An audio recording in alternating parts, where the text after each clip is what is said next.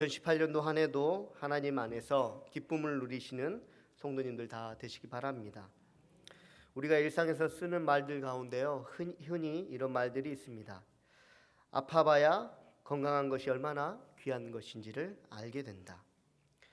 집 떠나봐야 집이 얼마나 아늑한 곳인지를 알게 된다. 어둠에 있어봐야 빛의 소중함을 알게 된다. 배고파봐야 배부름의 감사를 알게 된다는 말들입니다. 저는 이 말을 조금 바꿔보고자 합니다.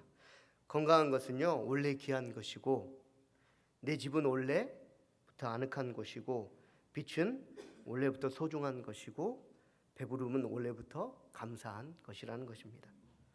사랑하는 성도님들, 하나님 안에서 하나님과 동행을 하면서 때로는 우리가 아플 수도 있습니다. 평안하지 못할 수도 있고요. 어둠을 지나는 것처럼 느껴질 때도 있고 또한 허기가 질 때도 있습니다. 그럼에도 변하지 않는 한 가지가 있는데요. 그것은 하나님과 함께하는 순간이야말로 진정한 감사의 시간이고 기쁨의 시간이라는 것입니다. 누가복음 15장 11절은요. 또 이르시되 어떤 사람에게 두 아들이 있는데 라고 시작하고 있습니다.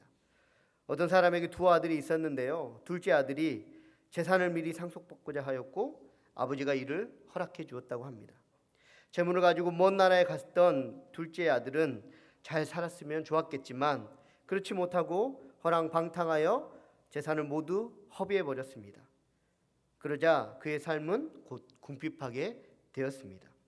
그러면서 궁핍하게 된 이 둘째 아들이 이렇게 말하고 있습니다. 우리 17절 말씀 한번 같이 읽겠습니다.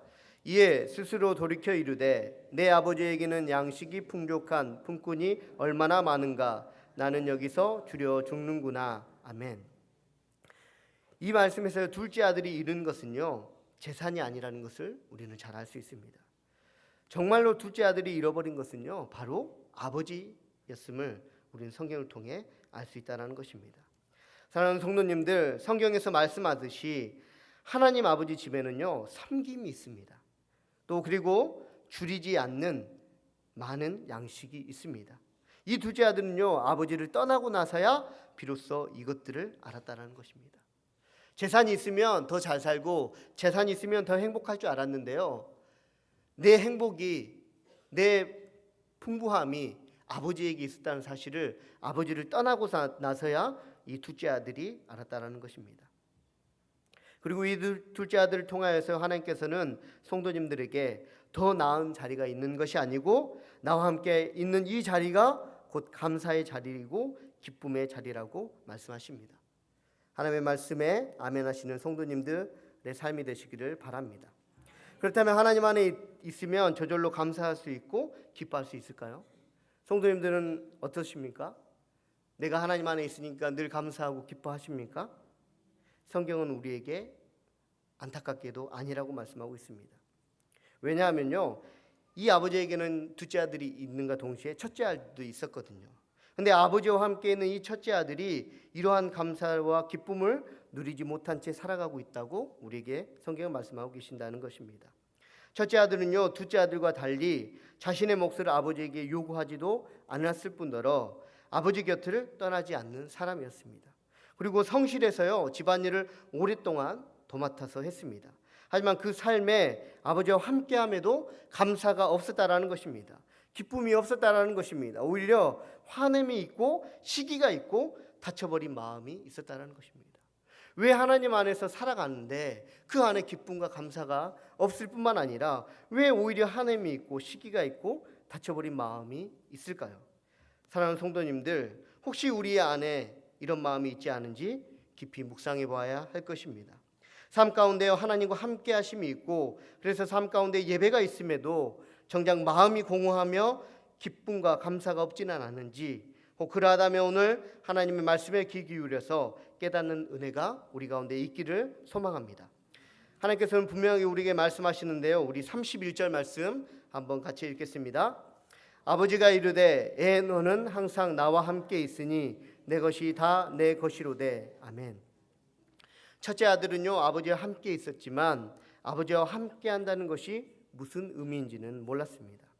함께 한다는 것은요, 공유한다는 것인데 아버지의 모든 것이 자신의 것인지를 몰랐다라는 것입니다. 아버지의 선하심과 부하심과 능력과 힘이 있으신 분이 바로 아버지라는 것은 알았지만요, 이 모든 것을 자신이 누릴 수 있다고는 생각하지 못했다라는 것입니다. 사랑하는 성도님들, 하나님께서 우리에게 기쁨을 주시지 않는 것이 아닙니다. 감사를 주시지 않는 것이 아닙니다.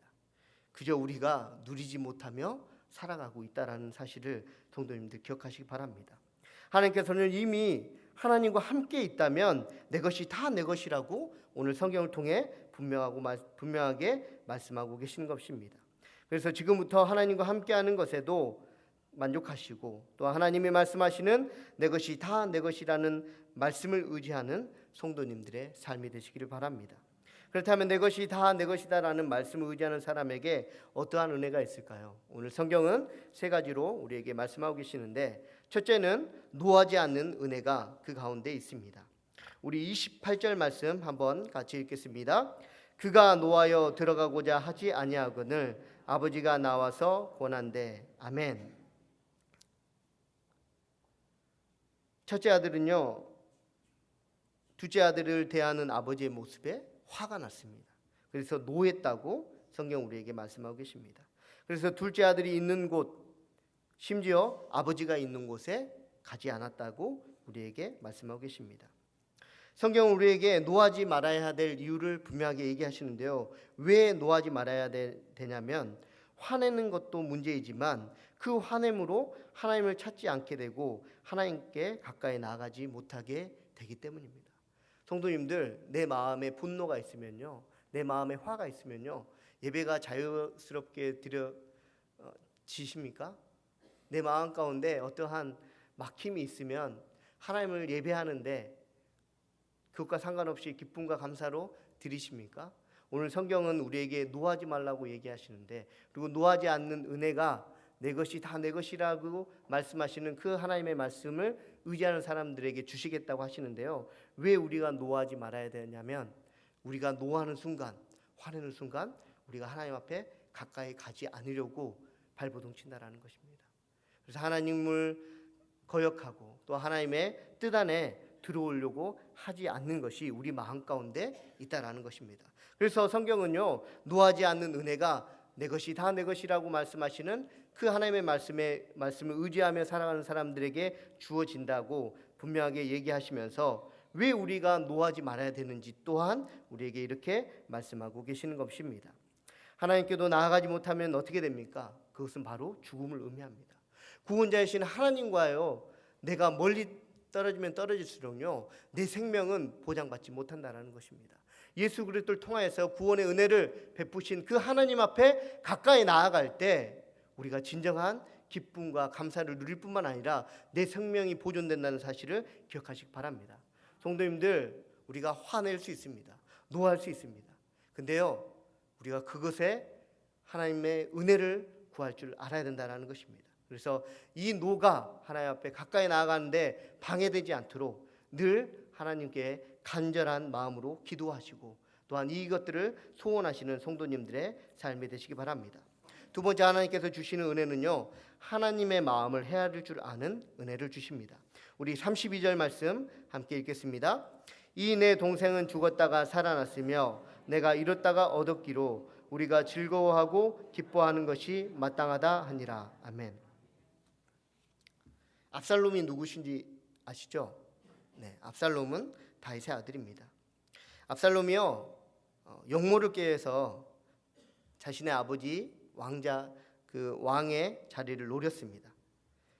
근데 압살롬이 역모를 깨었는데 다윗은 그 압살롬을 보면서요, 죽일 놈 살릴 놈 이렇게 얘기하는 것이 아니라 불쌍히 여기고 또한 잃어버린 자라고 여겼습니다. 그래서 자신의 아내를 위협하는 압살롬을 절대 죽이지 말라고 부하들에게 계속적으로 끊임없이 말했던 다윗을 우리는 말씀을 통해서 볼 수 있습니다. 이렇듯 내가 보기에 아무리 미운 사람일지라도요, 하나님에게 있어서 그 사람은 죽었다가 살아난 사람이고 잃었다가 다시 얻은 사람입니다. 또 다른 사람들이 보기에 내가 미운 사람이라 할지라도요, 하나님에게 있어서 나는 죽었다가 살아난 사람이고 또 잃었다가 다시 얻은 사람임을 성도님들 기억하시기 바랍니다. 그래서 다른 사람들을 대할 때요, 귀한 마음으로 대하시고 삶 가운데 문제로 인해 낙심할 때 주님의 마음으로 위로를 받으시는 성도님들의 모습, 삶이 되시기를 소망합니다. 하나님께서는요, 하나님의 마음을 헤아리기를 원하는데요, 그것은 하나님이 원하시는 마음일 수도 있지만 또 하나님께서 우리에게 가르쳐주고자 하시는 마음입니다. 다른 사람이 얼마나 내게 귀한 사람인지를 알게 하시고 너가 나에게 있어서 얼마나 귀한 사람임을 알게 하시고자 계속적으로 우리에게 선한 것들을 말씀하고 계신다는 사실을 기억하시기 바랍니다. 그래서 다른 사람을 대할 때요, 귀히 여기시는 마음이 있기를 소망합니다. 그리고 나를 대할 때요, 하나님이 나는 하나님 앞에 사랑받는 사람이라고 여기는 성도님들의 삶이 되심으로 하나님이 보시기에 기뻐하는 삶을 사시는 성도님들 다 되시기 바랍니다.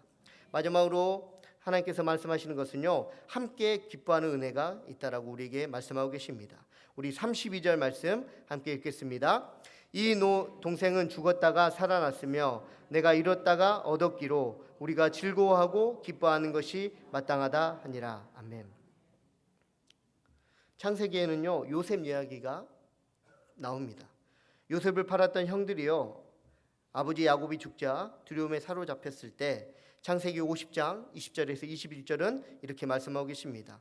당신들은 나를 해하려 하였으나 하나님은 그것을 선으로 바꾸사 오늘과 같이 많은 백성의 생명을 구원하게 하시려 하셨나니 당신들은 두려워하지 마소서. 내가 당신들과 당신들의 자녀를 기르리이다 하고 그들을 간곡한 말로 위로하였더라. 아멘.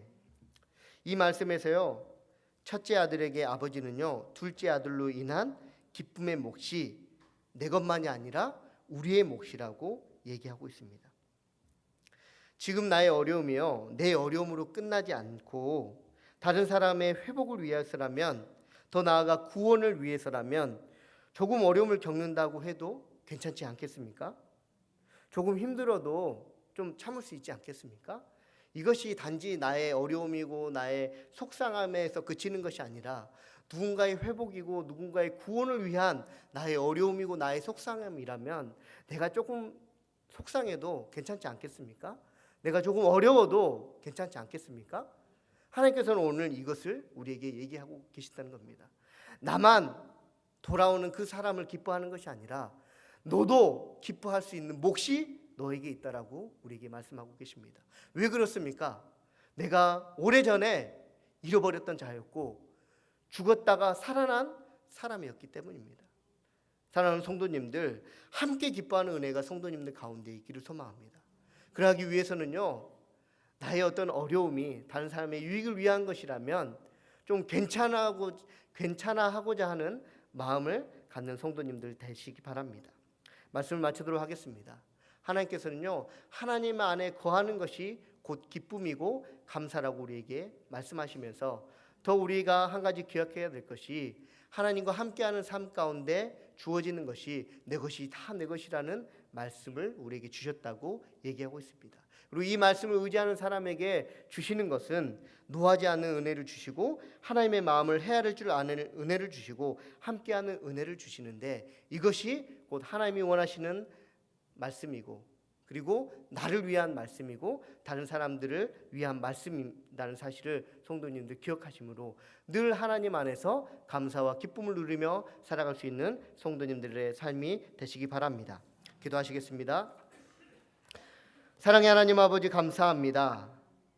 함께하는 은혜를 주시고 하나님의